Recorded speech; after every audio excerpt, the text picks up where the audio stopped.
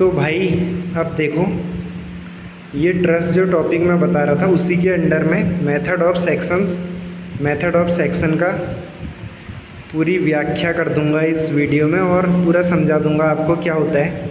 तो भाई method of section तब यूज होता है ना, जैसे एक ट्रस दिया है, ट्रस क्या स्ट्रक्चर है जो लोड्स को सपोर्ट करता है।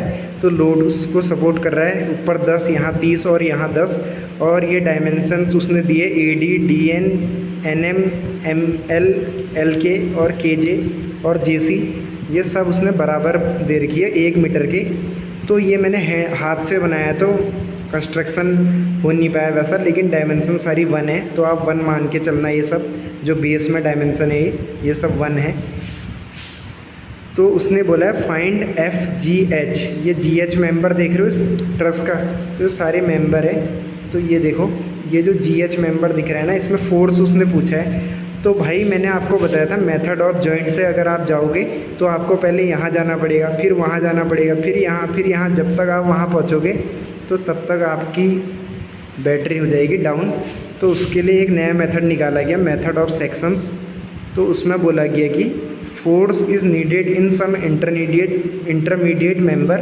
अगर ट्रस के किसी इंटरमीडिएट मेंबर में फोर्स अगर वो पूछता है, जैसे ये इंटरमीडिएट रैंडमली ले लिया कहीं से भी, अचानक से आ गया बीच में या कहीं पर, तो FGH में उसने फोर्स पूछा है, तो ऐसे केस में हम लगाएंगे एक नया मेथड जो कि है मेथड ऑफ सेक्शन, और मज़ेदार है बहुत।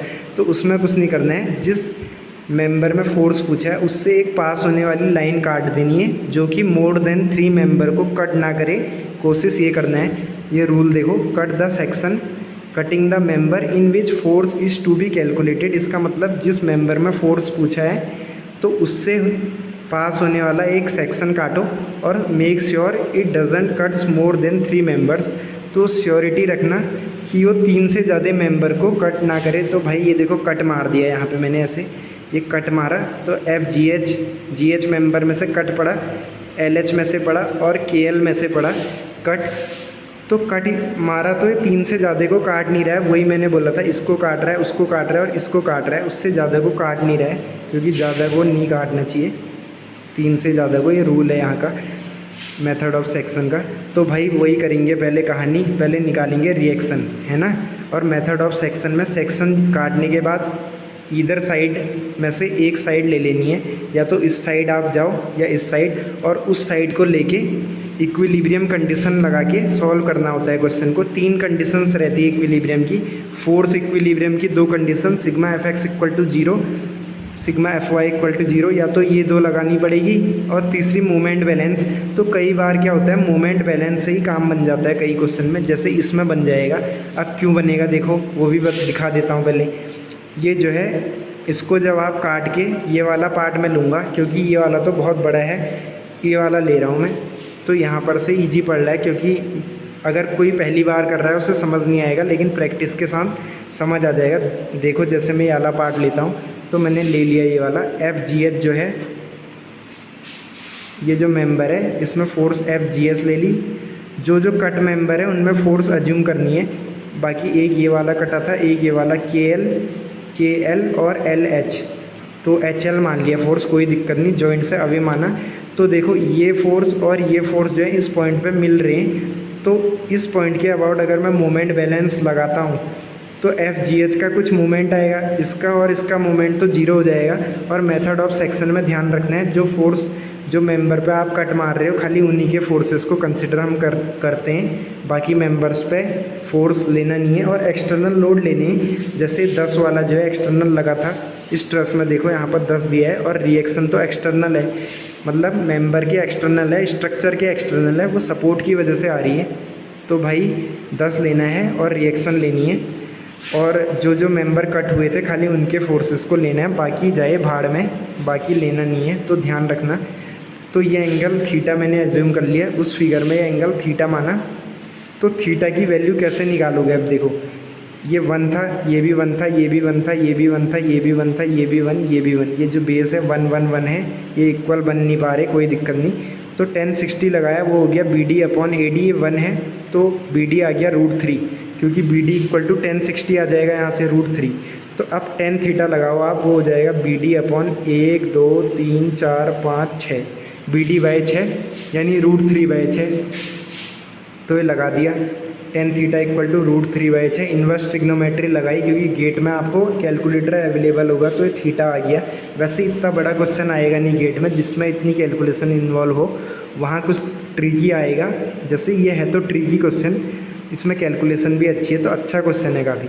तो FGH ये ले लिया। अब देखो रिएक्शन यहाँ से निकाल दी पहले मोमेंट बैलेंस से, कुछ नहीं करा, सिग्मा MA इक्वल टू 0 कर दिया पूरे स्ट्रक्चर का moment balance, only taking the external loads and reaction. Sigma MA equal to 0 करा, ये दो का मोमेंट वेनिस हो गया। 10 और 30 एक ही लाइन में, 40 × 1 clockwise movement, 10 × 1 2 3 4 5 6, 10 × 6 clockwise. Anti clockwise movement is RC into 1 2 3 4 5 6 और 1 7, तो RC आ गया 100/7। तो भाई यहाँ RC इन्वॉल्व हो रहा है, तो मुझे वो वैल्यू चाहिए थी, तब मैंने ये लिया। तो FGH जो ये है थीटा एंगल पे है, क्योंकि ये लाइन के अलॉन्ग ही जा रहा है FGH, उसका एंगल हॉरिजॉन्टल से थीटा है, तो वहाँ पे थीटा ही बनाएगा।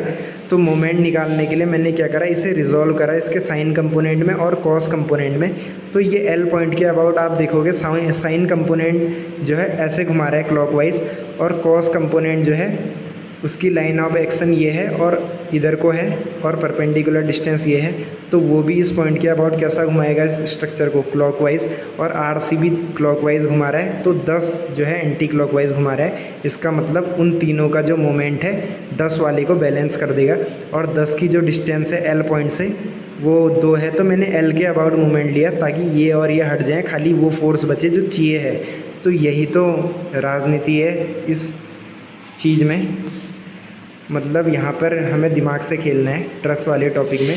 तो 10 × 2 is equal to FGH sine theta into 1, मतलब KL हमें लेना है क्योंकि उसकी लाइन ऑफ एक्शन ये होगी, परपेंडिकुलर डिस्टेंस KL है 1 होगी, और FGH cos theta into KH लेंगे, ये दिख रहा है, प्लस RC इंटू CL, वो CL जो है 1 2 3, वो हो जाएगा 3, इक्वल टू 10 × 2। हमें FGH चाहिए, तो FGH कॉमन ले लिया, RC को उधर भेज दिया, minus RC CL plus 20 divided by KL sine theta plus KH cos theta.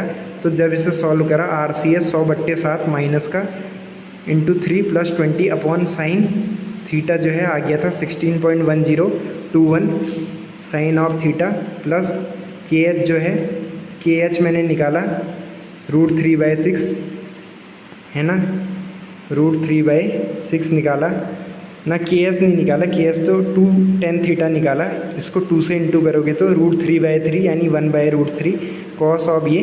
तो इससे सॉल्व करा तो मैंने माइनस साइन के साथ आया, -27.4708 किलो न्यूटन माइनस में आ रहा है। इसका मतलब आपने इस जॉइंट से अवे माना उसे, वो आएगा इधर की ओर। ये मैं पहले बता चुका हूँ कॉन्सेप्ट कि अगर कोई फोर्स जो है अवे फ्रॉम जॉइंट लिया है आपने, लेकिन टुवर्ड द जॉइंट आ रहा है, तो वो मेंबर जो है कंप्रेशन में है, तो ये FGH जो है ये फोर्स इतना आ रहा है कंप्रेशन में।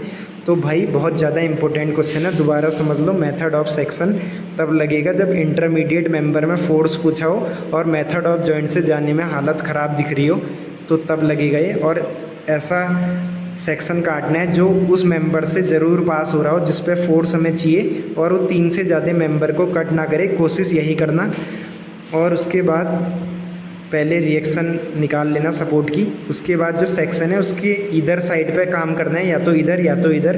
तो ये वाला पार्ट शॉर्ट है तो मैंने ये ले लिया, और ये फोर्स इसका बड़ा डायग्राम ये बना है जूम करके। तो ये और ये जो है यहाँ मिल रहे, तो इनका मोमेंट 0 हो जाएगा, मुझे वो चाहिए था।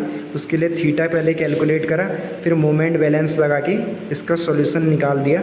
तो भाई मोमेंट बैलेंस जो है बहुत इंपॉर्टेंट है। ये जो फोर्स है आपको वैसे भी दिख रहा होगा, इस पॉइंट के अबाउट ऐसे घुमाएगा, और ये और 10 वाला उल्टा घुमा रहा है, RC भी उसके सपोर्ट में घुमा रहा है FGH के। तो FGH साइन थीटा इंटू उसकी लाइन ऑफ एक्शन से perpendicular distance KL, L point के अबाउट FGH कॉस थीटा, इसकी लाइन ऑफ एक्शन ये है, परपेंडिकुलर डिस्टेंस L पॉइंट से क्या है KH है, यहाँ पर देख लो उतनी आएगी KH। तो ये करा plus R C into C L, उसकी लाइन ऑफ एक्शन से परपेंडिकुलर डिस्टेंस, ये 3 क्लॉकवाइज थे। 10 इंटू 2 जो है काउंटर क्लॉकवाइज, तभी ये स्ट्रक्चर जो है बैलेंस होगा। स्ट्रक्चर का छोटा सा पार्ट है तो ये बैलेंस, अगर ये इक्विलिब्रियम में है तभी मेथड ऑफ सेक्शन का एग्जिस्टेंस माना जाएगा। अगर कोई स्ट्रक्चर एग्जिस्टेंस में मतलब इक्विलिब्रियम में है तो उसका एक एक पार्ट जो है वो इक्विलिब्रियम में आना चाहिए। तो भाई ये बहुत इंपॉर्टेंट चीज़ है, ये आप कवर कर लेना। और अब मैं थोड़ा सा घूमने चले जाऊंगा, इस वीडियो का कर देता हूँ अंत। तो बहुत बहुत धन्यवाद। इस वीडियो में मार दे थोड़े कमेंट और बताएं कि सही चल रहा है या कुछ टिप्स देनी है प्रिपरेशन के बारे में, कोई डाउट है तो ज़रूर कमेंट में बताएं। और कोई वीडियो अगर अर्जेंट चाहिए हो वो भी बताएं। ओके भाई, थैंक यू।